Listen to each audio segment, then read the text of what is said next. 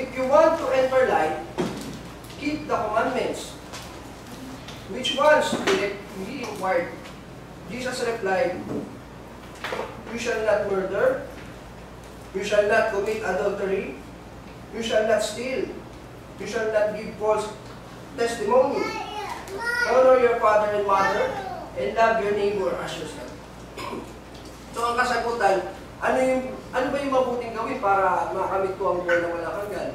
Ang sabi niya, mayroong isa na siyang mabuti, sundin mo ang kanyang mga kautusan. Ano yung mga kautusan niya? Diba? Inisa-isa po niya. Huwag kang papatay, you shall not commit adultery, huwag kang makakalunya, you shall not steal, huwag kang magnanakaw, you shall not give false testimony, huwag kang magsasabi ng masama sa kapwa mo.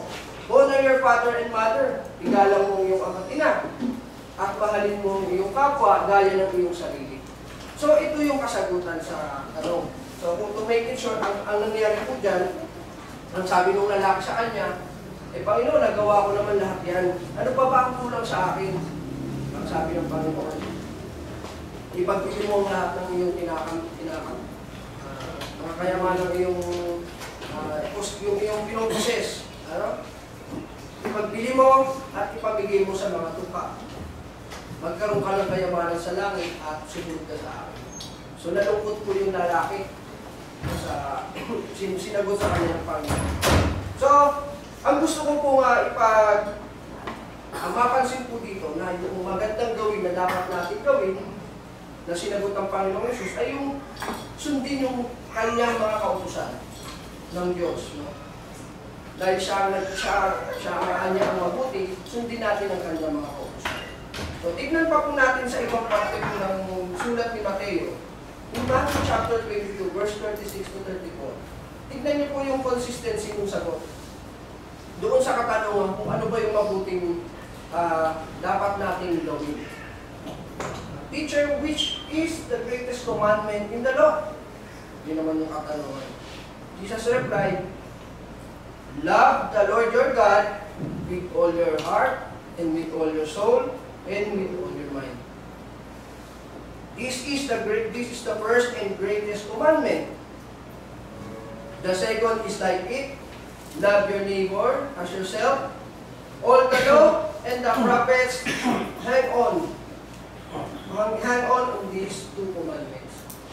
Ano kanya ang dakila sa mga kautusan? Sabi, love the Lord your God with all your heart, with all your soul, and with all your mind. At ang ikalawa dito, love your neighbor as yourself.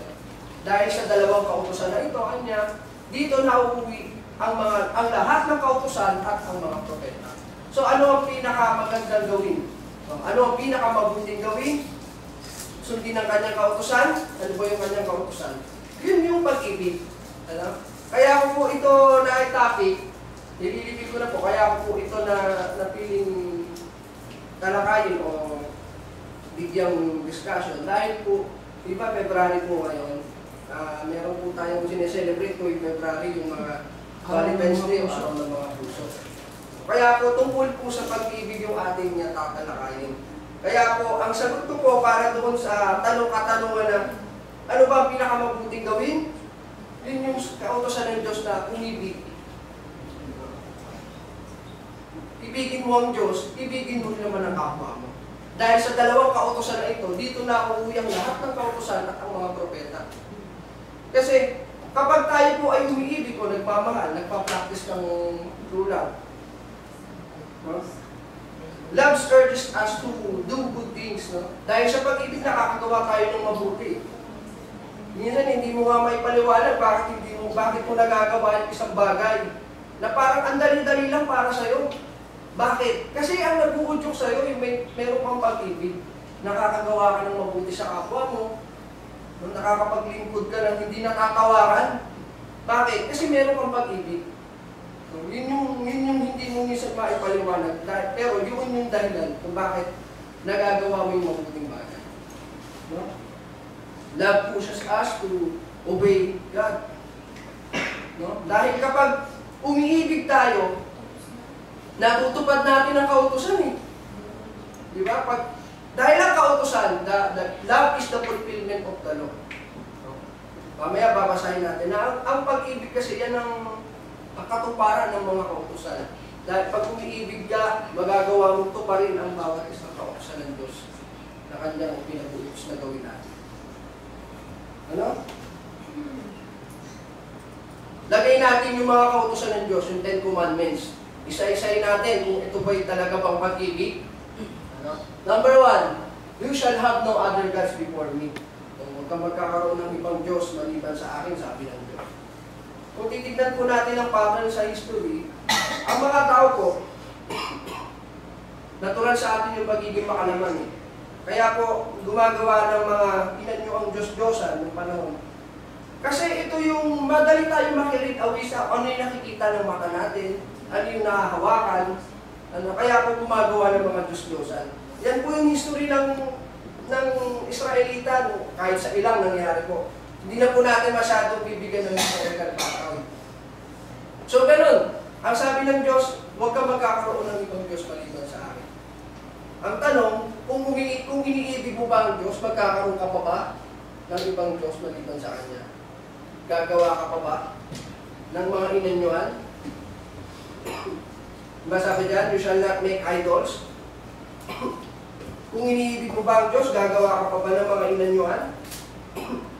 Susuwayin mo ba yung Kanyang kautusan kung siya'y iniibig mo? Ano po ang kasagutan? Diba hindi? You shall not take the name of the Lord your God in vain. Kung iniibig mo ang Diyos, gagamitin mo ba ang Kanyang pangalan sa walang kabuluhan? Diba't kapag meron kang pag-ibig sa Diyos, maingat ka sa iyong mga salita. Ayaw mong naaalipusta yung Kanyang pangalan. Ayaw mong nahahamak sa pamamagitan ng iyong salita. Kasi, iniibig mo siya eh. Mahal mo yung Diyos na iyong sinasamba, na iyong kinikilala. So, pag-ibig po o hindi? Pag-ibig po eh. No? So, remember the Sabbath day to keep it holy. Pinag-utos sa mga Israelita. No? Binigyan sila ng isang araw na kapahingaan. No? At ito'y dapat nilang tanggapin at kanilang iala-ala tuwing yung kapitong araw. No? Dahil anya ito'y pagsunod sa kautusan ng Diyos dahil biniibig nila.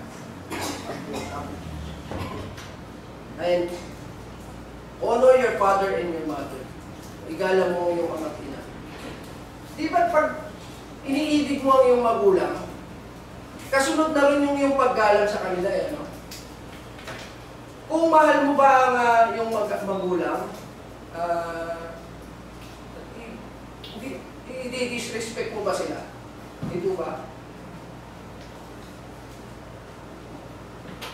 Hindi ko na siguro kailangan pang ipaalala sa mga anak na igalang mo yung ama at ina. Bakit? Kasi kung iniibig mo na ang iyong magulang, kusa mo na itong nagagawa. Yung paggalang mo sa iyong magulang. Diba? Malamang, pinutulungan nyo sila, no? Ibinabalik mo na yung pagmamahal na ibinigay mo sa inyo nung kayo'y bata pa. Bakit? Sapagkat iniibig nyo sila eh. Ginagalang nyo sila, at ito yung pagpapakita nyo ng iyong pagmamahal sa kanila. So, katuparan siya ng kautusan ng Diyos na igalang mo ng iyong ama at ina sa pamamagitan po ng iyong pag-ibig sa akin. You shall not murder. Kung mahal mo ba ang iyong kapwa, papatayin mo ba? Diba? Napaka-illogical naman kung mahal kita, kaya kita papatayin. Diba? Hindi. Kaya mo siya hindi magagawang saktan kasi iniibig mo yung kapwa mo. Lalo pa yung patayin. So, hindi mo magagawa sa kapwa mo patayin siya kung siya hindi yung iniibig. You shall not commit adultery. Kaya kung iniibig mo ang iyong asawa ng totoong pagmamahal, sasaktan mo ba siya sa pamamagitan ng pangangalan niya? Pagpapalit mo ba siya? Di ba? Hindi. Kasi mahal mo siya eh.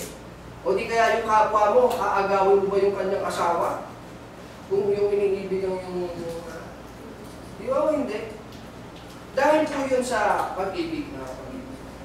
You shall not steal. Kung mahal mo ba pag nanakawan mo, di ba hindi mo magagawa yan?